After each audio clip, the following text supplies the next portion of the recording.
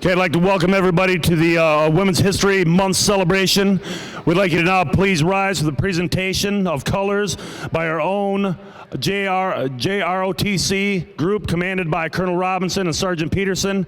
The national anthem will be sung by our own choir, Innovation Central Choir, under the direction of Ms. Darla Jewell. Please rise.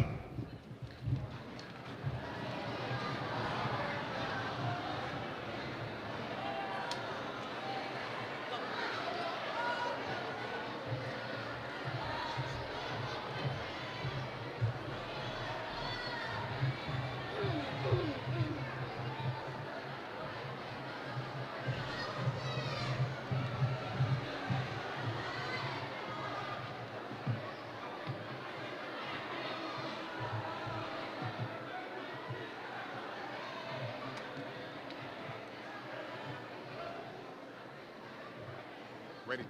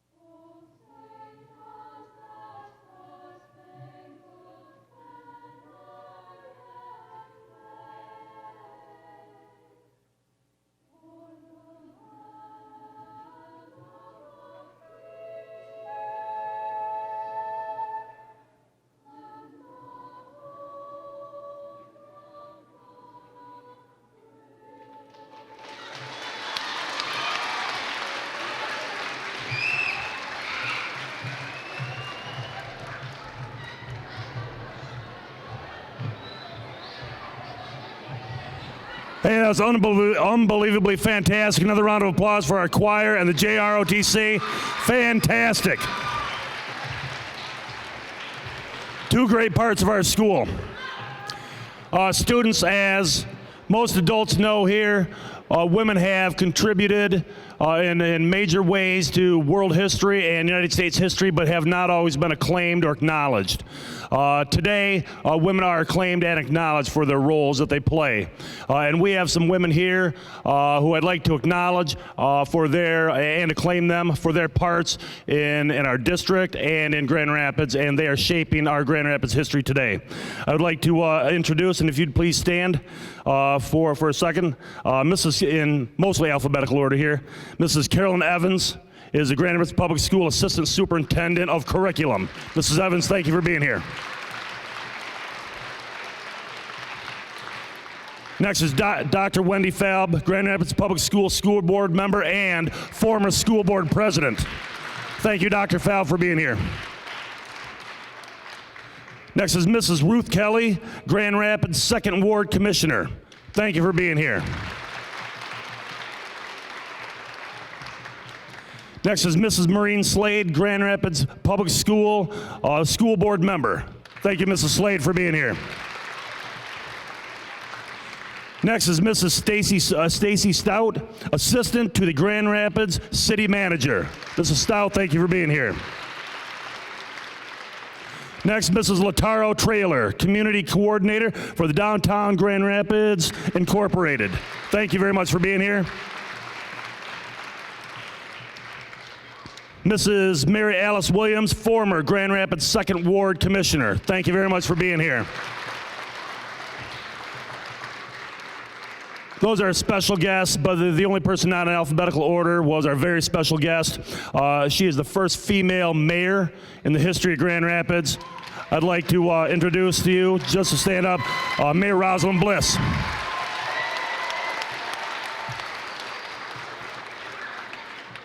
I would also like to introduce two great teachers who are going to tell you more about today's event and also this month of celebration, Mrs. Orban and Mrs. Nozal. Give them a round of applause, please.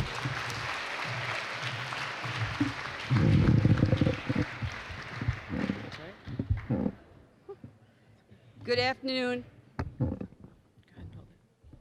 Good afternoon and welcome to Innovation Central High School and our Women's History Month celebration. My name is Patricia Nozal and I'm a teacher at Innovation Central and I've been with the Grand Rapids Public Schools for 38 years. Thank you for attending and participating in our Women's History Month celebration.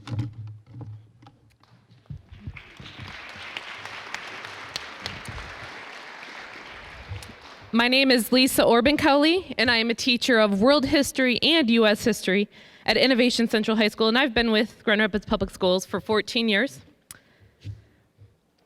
Each time a girl opens a book and reads a womanless history, she learns she is worthless. Mireya Sadker. History helps us learn who we are and where we can go. But not knowing our history, we lose our power to make better choices and find success. Women's History Month challenges us to think critically about what is a priority in our history. Women's History Month had its origins in 1981 as a week-long national celebration to eventually become a full month of March celebration in 1987 through the advocacy of the National Women's History Project. As often as women are overlooked in many aspects of society and as a focus in history classes, we here at Innovation Central are making an additional effort to champion women's accomplishments and recognize female leaders in our community. The recognition of achievements of women in all facets of life, community, government, science, literature, sports, and medicine, has a monumental impact on the development of self-respect and provides new opportunities for girls and women.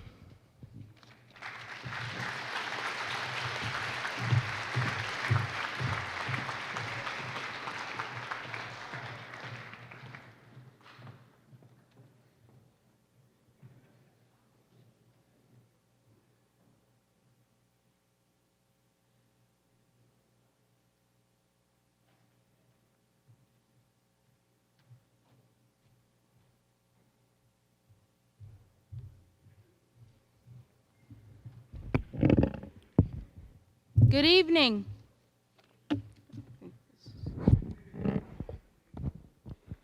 Superintendent Teresa Weatherall-Neal has worked for the Grand Rapids Public Schools for 40 years, and she has a love for both the school, the students of Grand Rapids, and the city itself.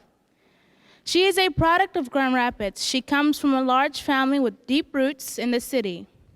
She is proud of her education in GRPS and will brag to anyone that she attended South Middle School and graduated from Creston High School. Superintendent Neal truly believes that education is the greatest key to any success. She states that these are our students, our schools, and this is our city. She truly believes that this is working and has charged her staff to work with that statement in mind. Our superintendent regrets that she cannot be with us today. Onwards.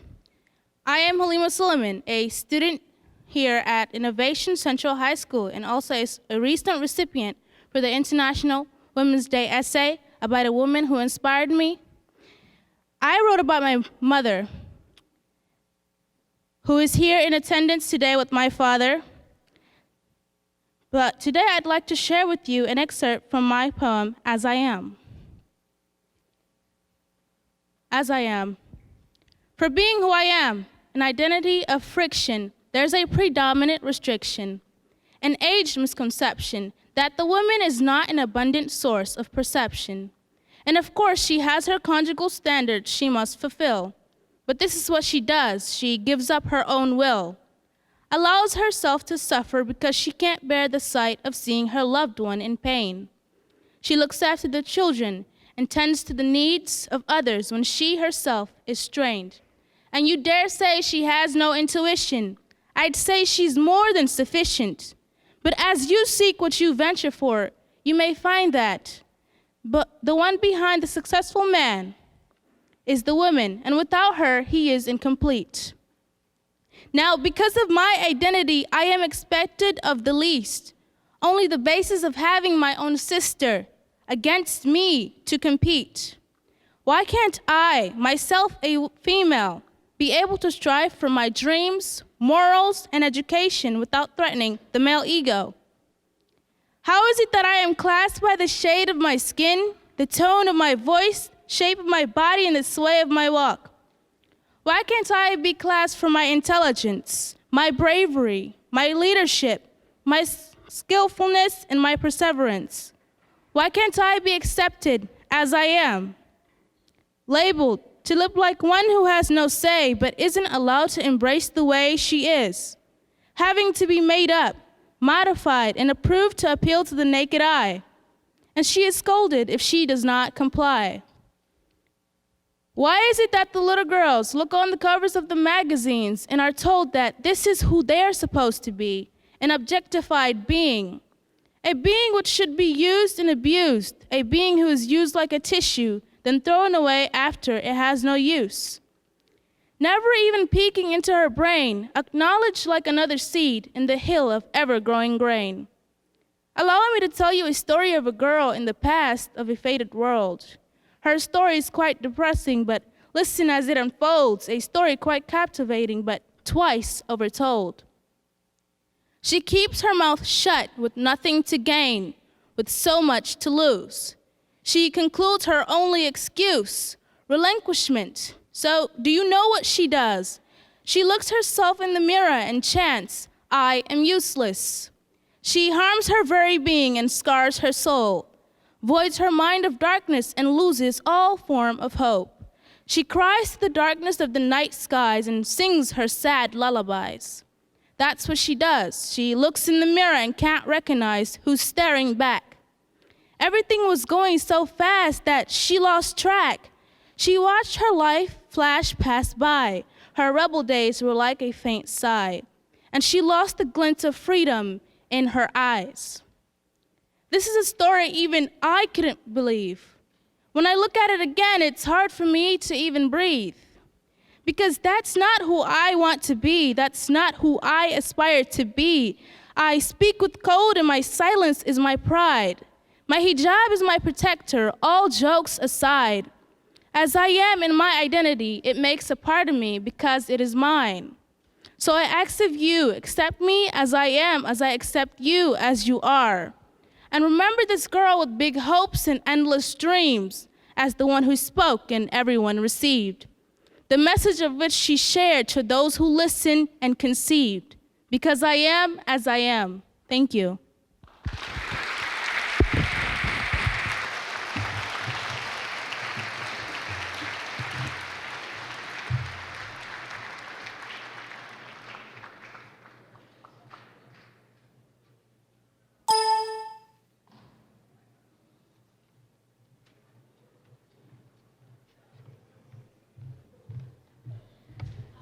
Woo! Can we get another round of applause? That was amazing.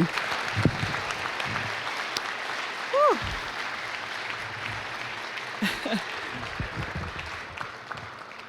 And I just want to congratulate the parents as well, because I'm not even her mom and I'm like in tears, so wow. Sorry, let me get myself together. Thank you for having me here today. My name is Stacy Stout, new assistant to the city manager. The theme of today is Women First. My older sister and I were the first in our family to go to college. I started the first freshman academy at Grand Valley to support incoming freshmen of color to thrive academically, socially, and culturally at a predominantly white institution, also known as a PWI. My older sister and I were the first in our families to earn master's degrees. Working with the community, I started the first gang intervention program for Latino males in Kent County as an education director at the Hispanic Center. These young men were worthy of our services, love, and dedication, using our cultural values of familia, respect, and community, and by teaching them about their indigenous, pre-European contact roots, we helped them reclaim their story and their purpose. Dozens of our young men were transitioned away from violence. I was the first program manager in Grand Rapids for the International Foundation, the W.K. Kellogg Foundation. You know Kellogg, the cereal? To help coordinate and monitor over $10 million of investments on the ground at any given time. Now I am the first Latina in the executive office at City Hall. And Thank you. Thank you. In the newly created role to oversee anti-violence strategies in our neighborhood and infuse my dedication of racial equity and transition decision-making power to residents. While I was the first on many occasions, my goal is to not be alone and to not be the last. I, along 3 other Latinas, started the Latina Network of West Michigan to identify and lift up Latinas in leadership and decision-making positions in our region. So often I am the only woman, the only Hispanic at important tables where decisions that impact our community are affected, yet I'm the lone voice. This is not okay. This is not okay. I want to be one of many voices fighting for our people and for equity for us and other marginalized communities. Together, we are brothers, sisters in the struggle. 4 keys to success. 1, know your history. Reclaim the narrative of your people. When I went to college, I joined the Latino Student Union, and I also read Howard Zinn's The People's History of the United States that shared a non-male Eurocentric version of history. For example, how the West was won. We all have a chapter of that in history books. But for me as an indigenous person, how the West was lost, right? I learned about the pyramids in Mexico and our really sophisticated civilization, running water, a great society. And then when the conquistadors came and they burned our codexes as Aztec people, how civilization globally went back generations because all that knowledge was lost. We come from strong people. Know who you are, wherever you come from, know where you come from, so that when society and people try to tell you or treat you like you're less than, you can strongly and firmly say, you don't know who you're talking to, right? You don't know where I come from. You don't know my people. Because we know that we're strong and there is power in knowing your history. Number 2, regardless of who signs your paycheck, remember of who you work for. You work for the community. Stay focused on our mission. And community is past and present. What kind of ancestor will I be? Did I honor the struggle and sacrifice of my ancestors today? We can all ask that of ourselves. Number 3, be consistent. The Miss Stacy you see now in City Hall, in community, is always the same. While I use my emotional intelligence to adapt to my surroundings, the core is the same: respect, racial equity, community empowerment. Number 4, read. There are powers in books. Now, I was, however you wanted to frame it, my mom worked 2-3 jobs, and she couldn't afford childcare, so she would always drop my sister and I off at the library. And we were told, and she was not playing, stay in that library until I get off work. So I would stay there and I would read, and I won all the summer reading contests because we didn't have childcare, but it gave me a love of reading. And often books, so I don't know if you know this, but in Arizona, several books are actually banned for ethnic studies classes. You need to get a list of those books and read those first, because there's power in books. Okay, and I'm done. And also, so know your history, work for community, be consistent, read. Thank you so much.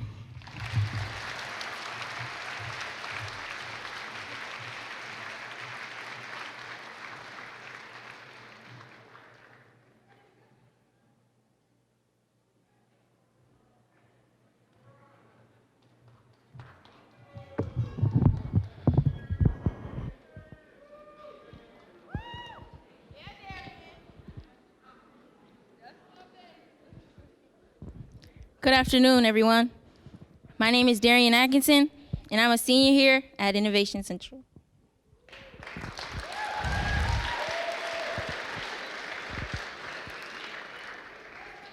Today, I'm going to be singing Listen by Beyonce.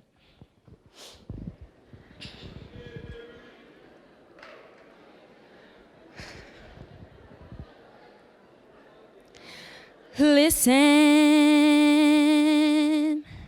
to the song here in my heart, a melody I start but can't complete.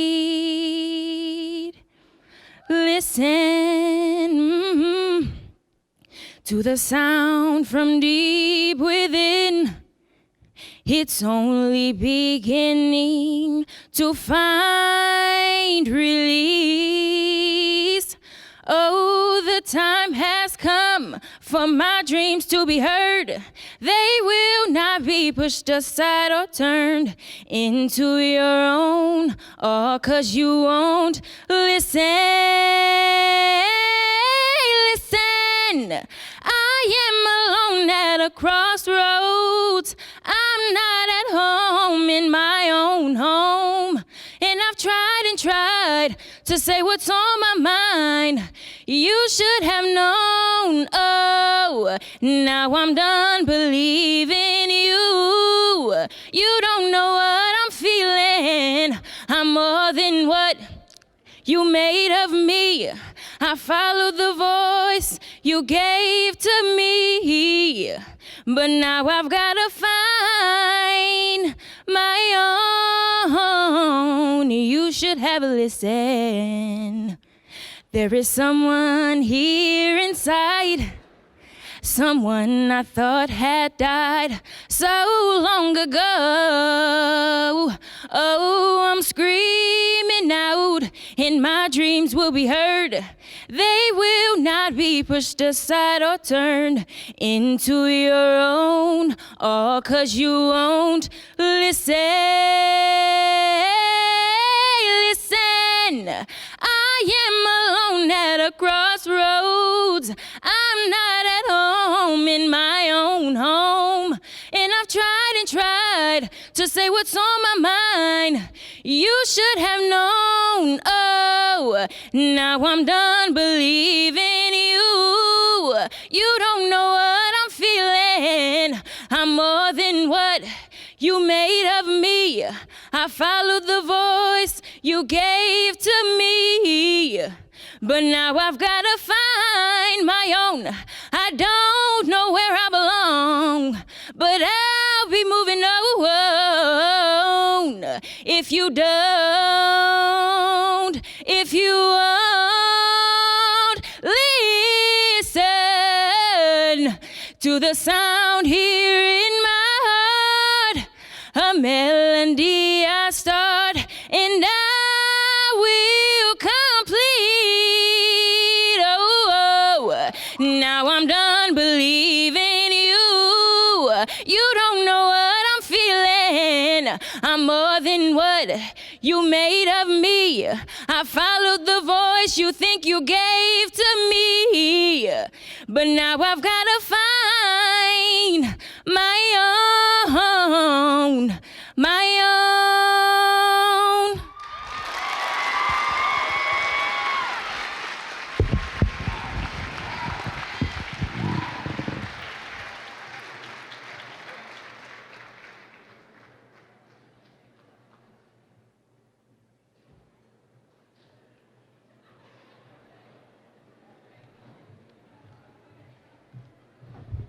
Oh my gosh, she just killed that. Can we give her another round of applause, please?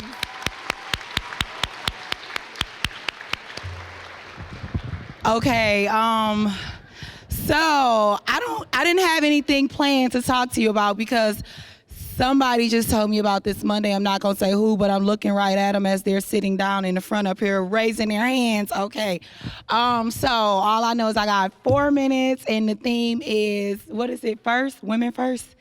So my name is LaTarro, Traylor, lifelong Grand Rapids resident. I was the first in my family to do a lot of stuff.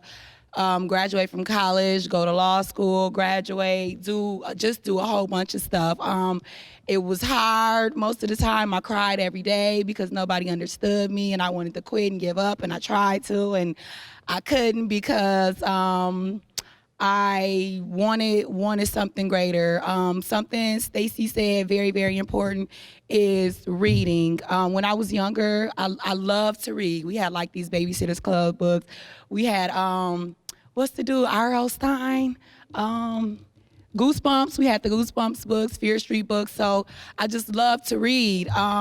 I grew up on Adams, so I grew up in the hood. So, you know, everything that comes along with that, right?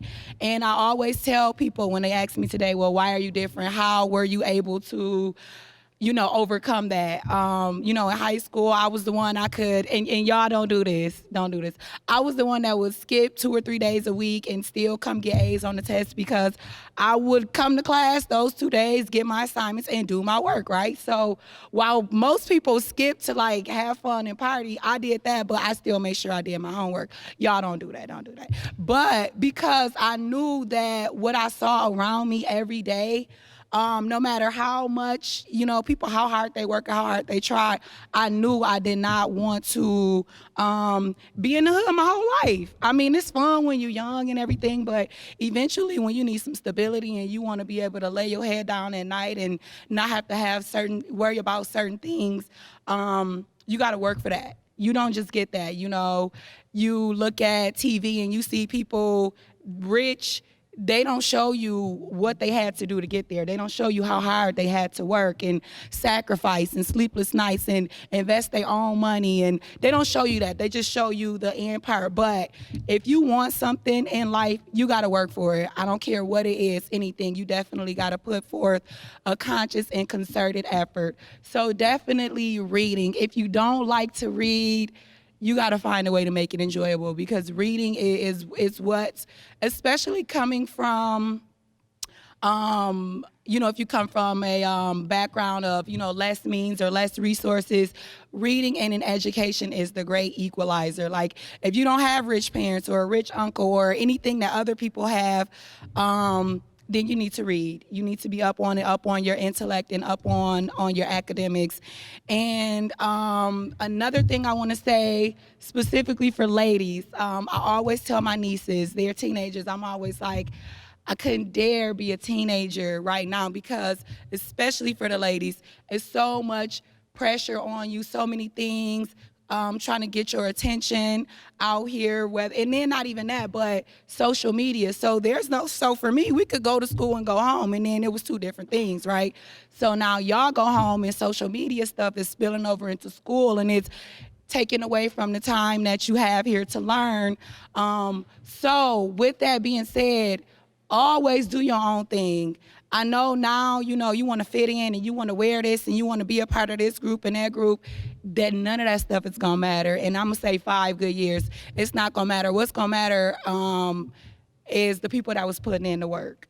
So, I don't really know what to say other than that, because like I said, I didn't have anything prepared. But ladies, stay strong out here, have your own mind. Fellas too, but ladies, I know how hard it is. I know how difficult it is, when everybody, especially the TV and the media and the magazines, everything is telling you to look this way and be this way and do that and wear your hair like this and do your eyes this color and your nails, all that. Do what you want to do. Unapologetically, be your own woman, your own lady, because that's going to make all the difference. Okay, all right. Thank you, Mireya. So I get to introduce the next speaker, which is amazing, because this is an awesome, awesome lady, definitely a mentor of mine. She's one of those people that if she tell you that she think you should do something, or that you have leadership capability and capacity, she's going to see you through it. She's going to hold your hand and everything. And that's one of the things I love, love, love about Miss Mary Alice Williams.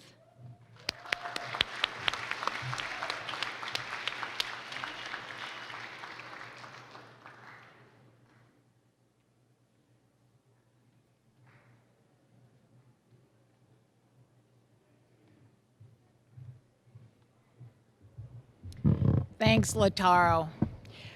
My assignment was to talk about what inspires me. Halima inspires me. Darrian inspires me. LaTarro inspires me, and Stacy inspires me, and I'm sure before we leave here today, I'll have found another 6 people who genuinely inspire me. And that's because obviously, I'm the old white lady here, and I want to tell you, I've seen a lot in my years of trying to be a small part of making a difference, not thinking about history, but in a subconscious way recognizing that every single one of us, all of you in every seat, are making and shaping history every single day. Someone earlier alluded to the fact that lots of times women are written out of history or not focused on in history. But all of us, each of us in our lives, has had a significant woman that we look back on and recognize was the person that brought us to the place where we could say, I can do this. And I think half the battle, as someone said, is showing up. Really what you have to do is have that self-confidence that you can make a difference. And when I think back to the early years of the modern civil rights movement, I think frequently of how young the men and women who made decisions to participate in actions for peace and justice and freedom were.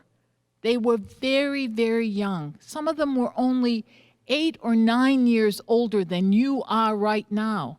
So you don't have a lot of time to figure out what side you're going to be on, how to use your skills and talents to shape the history that you are part of, whether we recognize it in a conscious way or not. One of my inspiring heroes was a woman named Dorothy Height. She lived to be almost 100 years old, and she was the chair, the leader of the National Conference of Negro Women for almost 40 years.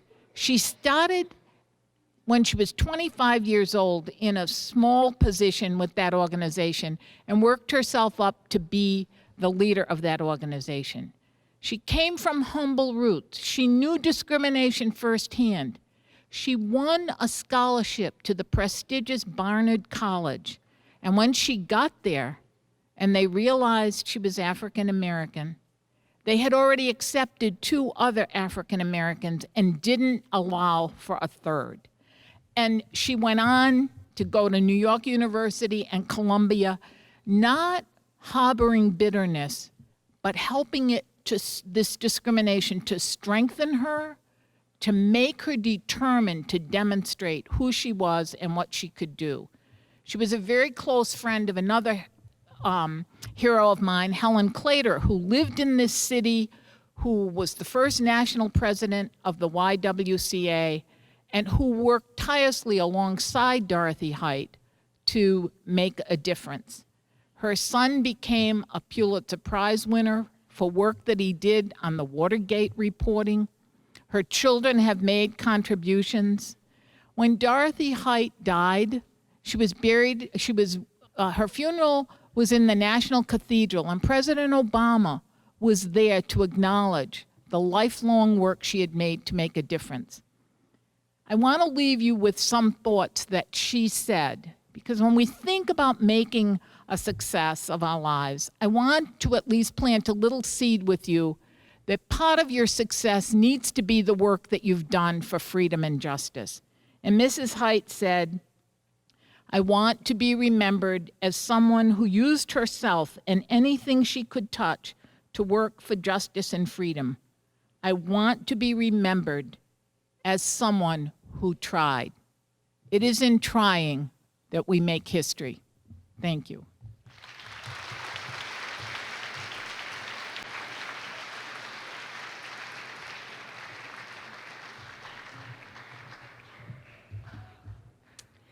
Hello, my name is Lisa Taylor. I am a sophomore here at Innovation Central High School. Where am I at? And I'm going to be reading Ain't I a Woman by Sojourner Truth, a speech she delivered in 1851 at the Women's Convention in Akron, Ohio. Ain't I a woman? Well, children, where there is so much racket, there must be something out of kilter.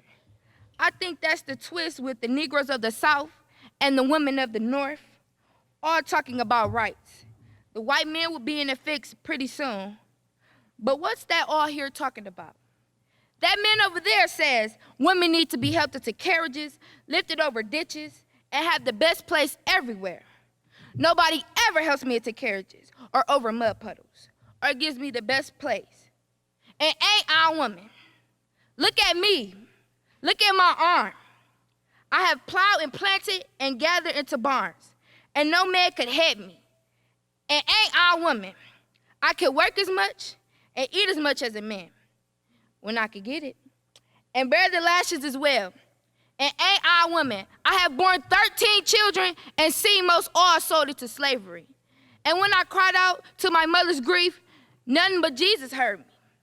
And ain't I a woman?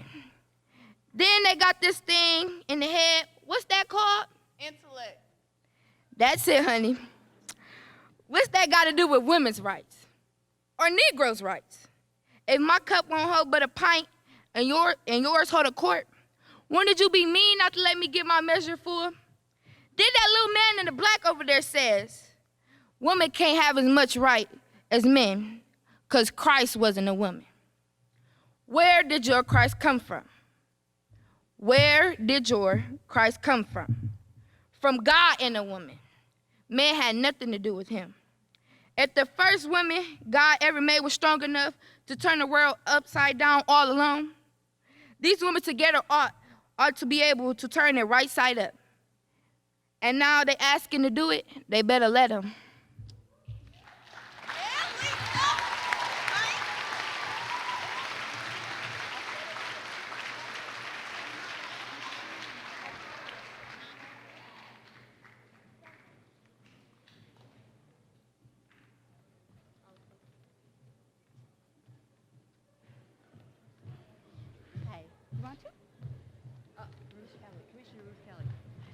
I am introducing Commissioner Ruth Kelly. Thank you. Thank you, Lisa. Last night at our City Commission meeting, we were honored with Halima Suliman's poem as well. And Halima, I was so impressed that you wrote about your mother. So before I make my remarks, I just want to say one thing about my mother, because so many of you have mentioned the importance of reading and how she tricked me into reading when I was in grade school. Many of you remember that when you were in grade school, you would get those papers every month where you could go buy books really cheap, Scholastic, the Scholastic books. Back then, when I was a kid, they were like 25 cents, 50 cents. So she would let me buy as many as I wanted. So I'd get 4 or 5 books a month. And I could not get another one unless I read each and every one of those. So just because I wanted as many as I possibly could get, I would read all of those books. So keep that in mind when you're parents. Those Scholastic books or going to the library to check them out, it's an inexpensive way like Stacy's mom did and like your mother may have done to get you to read. So today I'd like to talk a little bit about, bring it kind of down to a personal level and a local level. I want to talk a little bit about firsts and being a woman and accomplishments around women over generations. So I'll start with a couple of stories of my own. I just told this the other day that when I was in middle school, junior high, I had always worked with my brother and my cousin who each had a paper route. And so I loved doing that because I got some money when they were on vacation. So I called the Grand Rapids Press one day and I said that I would like to sign up for a paper route when one comes open. And they said, sorry, no. And I said, why? Because you're a girl. So this is a few generations ago. So that was a real disappointment. But what did it do to me? It made me angry. It made me realize that I didn't have as much choice as the boys did in my family. And as we listen to these speeches tonight, a lot of what women are talking about is fairness and justice. And so for me, in a very small way, that was very unfair. And I wanted to have a paper route, and I couldn't because I was a girl. So it was an eye-opener for me that my choices were going to be more limited. Then in high school, both of my brothers had motorcycles. So, of course, naturally, guess what I want? A motorcycle. So I go to my parents and I say, I want to buy a motorcycle to take it to school and back. And they said, No. And I said, why? They said, because you're a girl. So again, I felt that was very unfair. I actually remember talking to my high school arts teacher about it, and she encouraged me to rebel and get one anyway. So that was my plan, and fortunately my parents did relent. But again, those little things that are in your personal life that make you feel that life isn't fair are sometimes the motivators that will get you just angry enough to act. So the next generation are my own children. And I'm very proud to say that although in my generation, women usually grew up expecting to be a secretary, a nurse, a teacher, or a stay-at-home mom. Those were our choices, basically. That's what our parents told us that we could do. Even if you went to college, you would graduate to become a teacher, a nurse, a secretary, or a stay-at-home mother. Choices are much, much broader today for women. And my next generation, my daughter, who was in high school, one of her first was to take mechanical drawing. And that led her into becoming an industrial design engineer at Western Michigan. The next daughter, next generation, was at Ottawa High School, and she took the brave step of going into Rotary International and spent her high school year in Brazil, learned how to speak Portuguese, which led her then to eventually go into the Peace Corps. Choices that I didn't have, new generations. So your choices are even broader. And one of the choices I'd like you to consider is sometime considering either running for elected office or supporting a woman to run for elected office. So keep that in mind, young women. In my generation, we never even thought about it. Mary Alice Williams, who you just heard spoke, ran for the city commission, and I was her neighbor. I worked on her campaign. She ran. She decided to run the day after the filing deadline, and so it was too late to get on the ballot. So you know what she did? She ran on a write-in. That meant that people had to open their ballot, read through it, and then on the blank page next to it, write her name in, and guess what? She won. So it's doable. All right, thank you, and don't forget, women, run for elected office.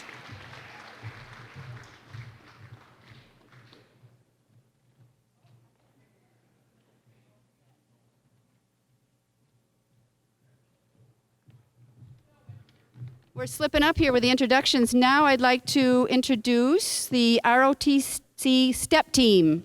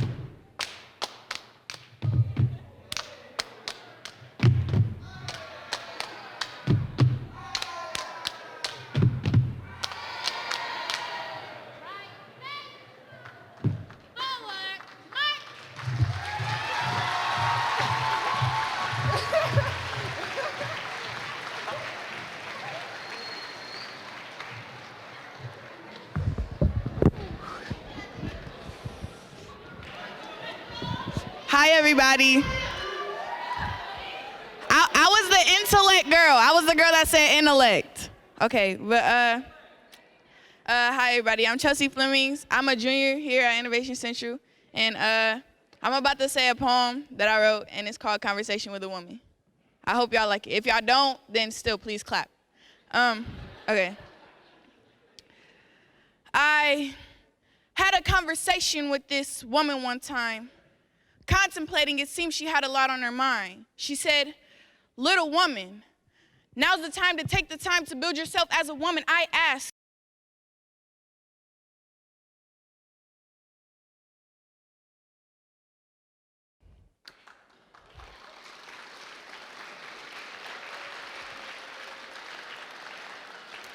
She previously served as a Second Ward City Commissioner for 10 years. Mayor Bliss also is Director of Residential Services at D.A. Blodgett St. John's. St. John's Home provides emergency shelter and residential services for abused and neglected children. In addition, Mayor Bliss is an adjunct professor at Grand Valley State University School of Social Work. She earned a bachelor's degree in psychology and criminal justice from the University of South Alabama, and a master's in social work from Michigan State University. Mayor Bliss is active in her profession and in the community. She is vice president of the Michigan Municipal League and serves on the boards of the Inter-Urban Transit Partnership, Kent County Land Bank Authority, Downtown Development Authority, Experience Grand Rapids, Grand Valley Metro Council, and Dire Eyes Foundation, among many other organizations.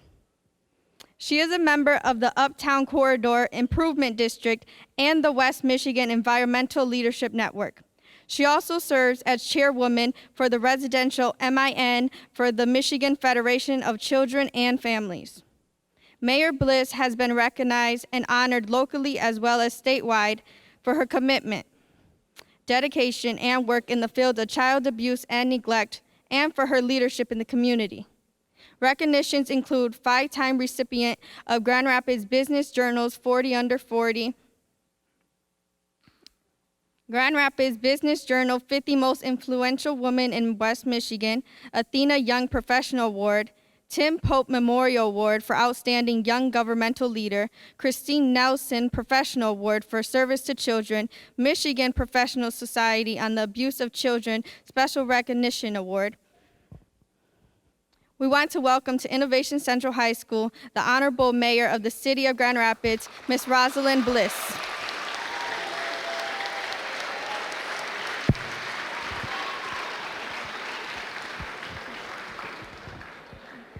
For that nice introduction.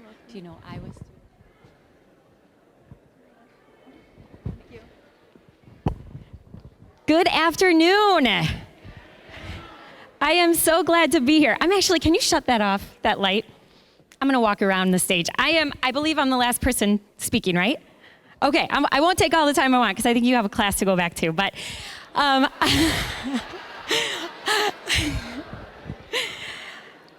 so I am so unbelievably excited to be here for a number of reasons. And one of the reasons is that I get to share this stage with women who have inspired me and who have supported me for many, many years. And truly, I would not be mayor today if it wasn't for some of the women in this very room and who are up here on stage with me. So thank you, Commissioner Mireya Williams, for paving the way for me.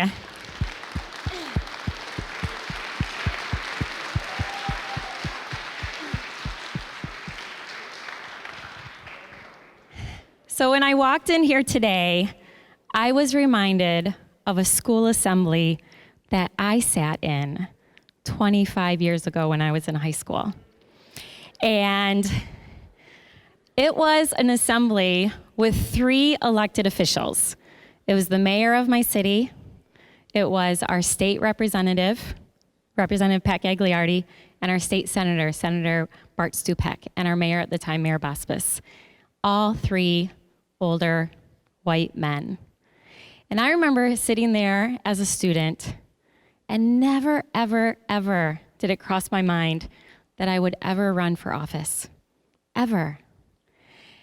And so I'm really, really, really proud to stand here in front of you today because I hope every single one of you young ladies in this audience today, I hope that you think about running for office someday. Every single one of you.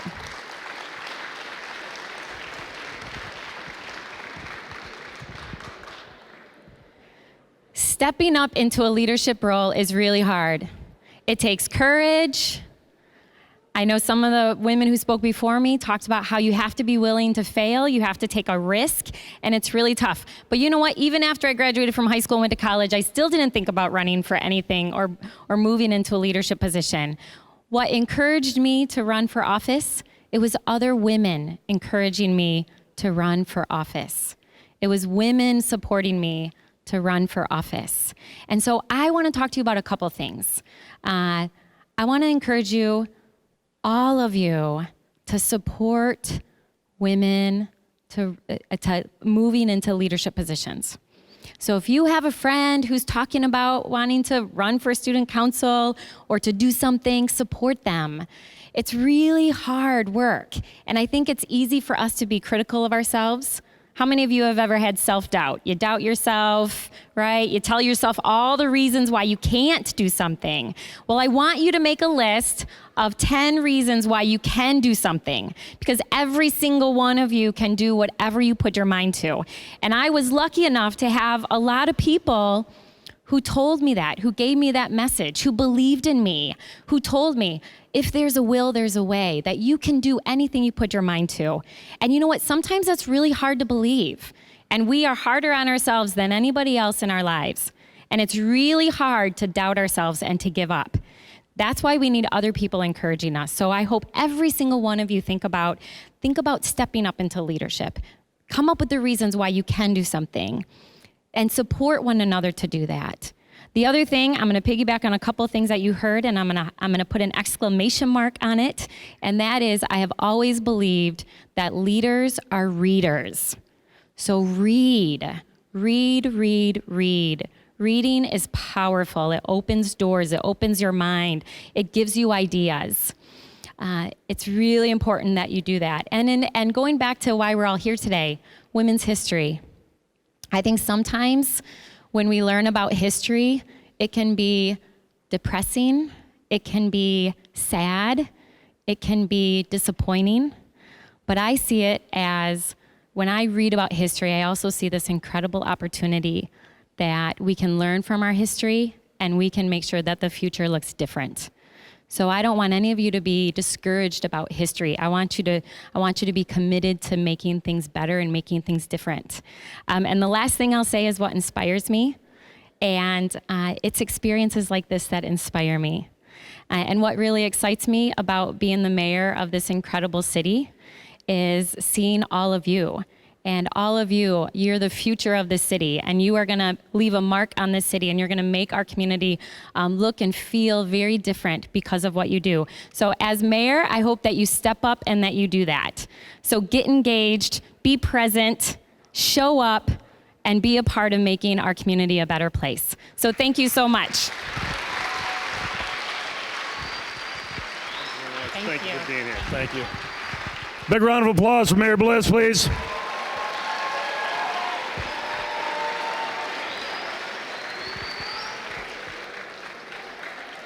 So in closing, we just have to thank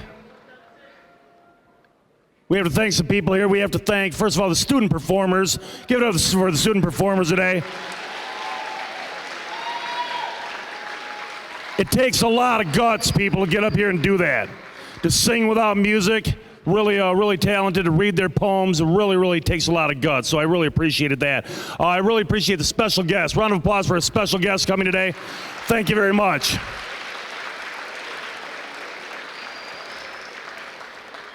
I want to thank Mr. Brown and I want to thank Mr. Jelens for putting this together. Big round of applause for them.